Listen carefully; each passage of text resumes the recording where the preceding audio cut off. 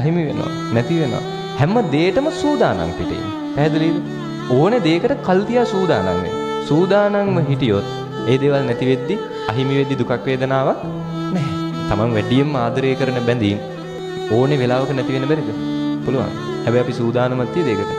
නැහැ. ඔබ මේ ලෝකේ වැඩියෙන්ම ආදරය කරන කෙනා මතක් කරගන්න. හරිද? ඒ වැඩියෙන්ම ආදරය කරන කෙනා ඊළඟ මොහොතේ වෙනස් වෙන්න බැරිද?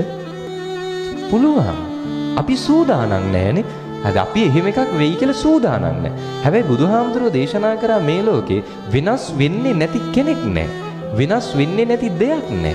මේ හැමදේම වෙනස් වෙනවා. එතකොට ඇයි අපි මේකේ මේ ලැබීමට විතරක් සූදානම් වෙලා වෙනස් වීමට සූදානම් නැත්තේනේ?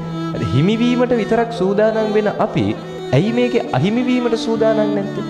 ඒ නිසායි අපි මේකේ දුක් විඳින්නේ. ඒ නිසා බලාපොරොත්තුෙන් ඉන්න.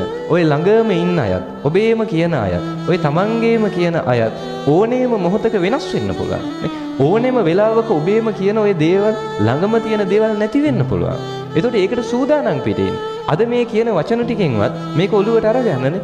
හරිද? මේක ඔළුවට අරගෙන මේ පාඩම හිතේ තියාගන්න. ඔය හැමදේම වෙනස් වෙනවා. හැමදේම නැති වෙනවා.